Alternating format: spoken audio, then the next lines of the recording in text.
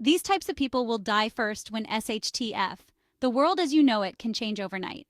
What's even more unsettling is knowing that some people close to you, family, friends, neighbors, just don't have what it takes to survive when things go sideways.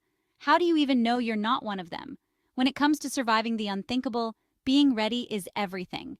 Today we're diving into a totally different topic, the kinds of people who could potentially hold us back when survival becomes our #1 priority. We all know someone like this. Could be a friend, a family member, or even that bloke down the street who always seems to be dodging hard work. In a crisis, these are the folks who'll hesitate at the thought of hard choices and sacrifices. They might drag their feet when it's time to gather supplies, ration food, or fortify a shelter. This reluctance, my friends, can spell disaster in survival situations where hesitation or refusal to adapt can lead to missed opportunities or direct harm. There's no room for laziness or unwillingness when your life is on the line. The lazy and unwilling, they're more likely to become burdens than assets, slowing down the group and jeopardizing everyone's chances of survival. So, take a good hard look around you. Identify those who might struggle with hard work and commitment, and when the time comes, be prepared to lead by example. We live in the age of information, where everyone's a click away from endless survival tips, gear reviews, and doomsday prepper forums. But here's the catch. Information without understanding is worthless. Picture Jordan, who I used to work with on set, who stocked up on the latest viral survival hacks but missed the mark on true essentials. It's not just about having the gear, it's understanding its use and the basics of survival. Knowing how to start a fire without a fancy lighter, build a shelter from natural materials, or find and purify water. These are the skills that truly matter. Information overload can create a false sense of security.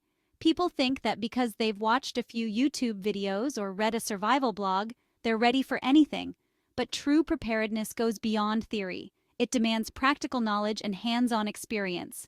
Get out there, get your hands dirty, and practice those essential survival skills. These are the folks who live with their heads in the sand, blissfully unaware of the potential dangers lurking around every corner. They haven't given survival a second thought, let alone prepared for it. Imagine someone without basic supplies or the know-how to make it through unpredictable times.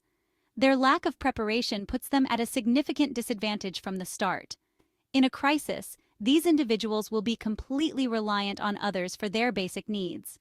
They'll be the ones begging for food, water, and shelter, potentially putting a strain on already limited resources. Their lack of awareness can also lead to dangerous mistakes, putting themselves and those around them at risk.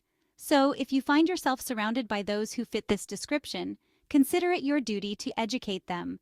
Share your knowledge, encourage preparedness, and help them understand the importance of self-reliance. When you're alone, you have no one to watch your back, share the workload, or offer support in times of need. A simple injury or illness can quickly become life-threatening when you're fending for yourself. Lone wolf. Going solo. That experience taught me a valuable lesson. Human connection is essential for survival. We're social creatures, wired to rely on each other for support, protection, and strength. In a crisis, this instinct becomes even more crucial.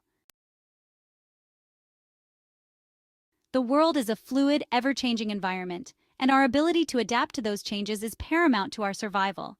This is especially true in a crisis, where the old rules no longer apply, and flexibility becomes a matter of life and death. Imagine Taylor, who's got only one plan, and will stick to it come hell or high water. Flexibility isn't just nice to have in a world turned upside down, it's survival. The non-adaptable cling to their routines, their beliefs, and their ways of life, even when those things are no longer serving them. They resist change, even when change is essential, and their rigidity can blind them to potential dangers and opportunities. The ability to adapt is a muscle that needs to be exercised regularly. Challenge your assumptions, question your beliefs, and be open to new ways of thinking and doing. Because in a crisis, the most adaptable among us will be the ones who thrive. We live in a world dominated by technology. Smartphones, laptops, GPS devices, these gadgets have become extensions of ourselves.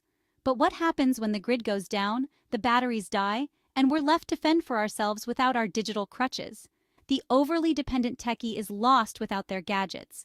They've become so reliant on technology that they've lost touch with basic survival skills.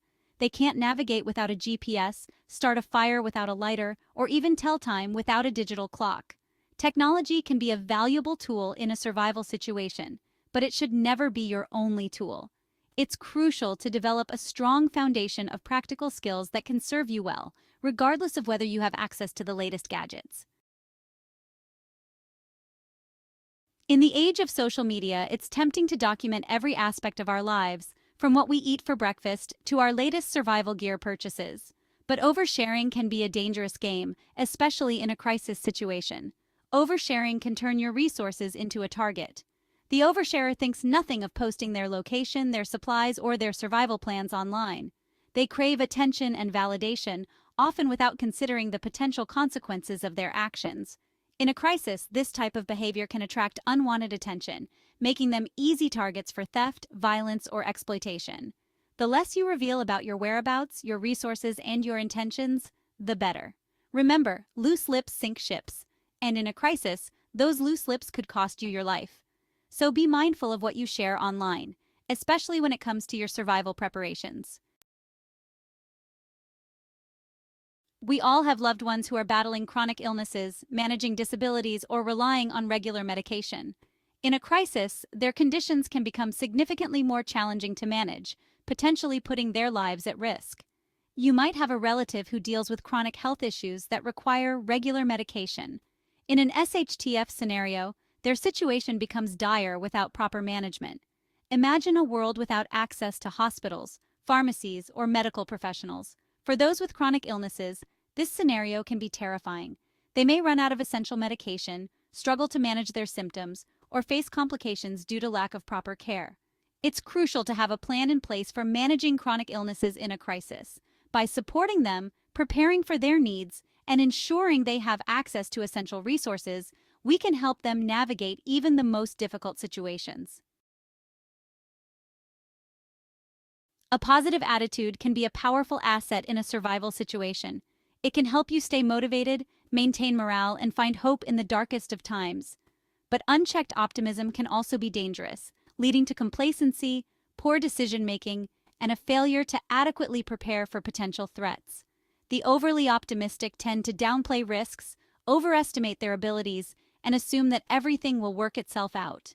They might delay crucial preparations, dismiss warning signs, or fail to take necessary precautions.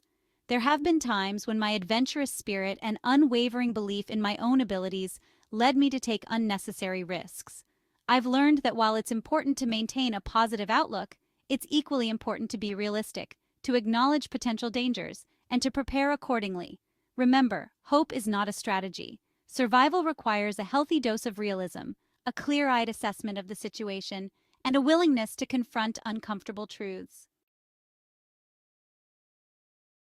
In a crisis, time is of the essence. Every second counts, and hesitation can have dire consequences. The indecisive struggle to make choices, especially under pressure. They waver back and forth, second-guess themselves, and often freeze up when faced with difficult decisions. In an SHTF scenario, hesitating can be deadly.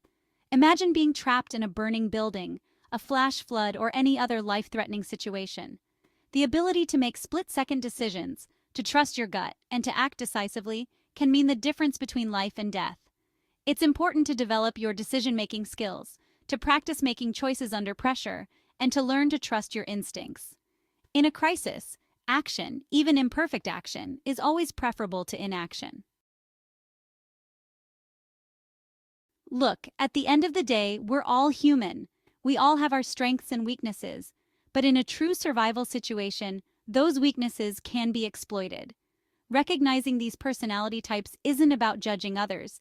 It's about understanding the potential challenges we might face and preparing ourselves mentally and emotionally to handle them. Survival isn't just about having the right gear or knowing the right skills. It's about mental fortitude, adaptability, and the will to survive.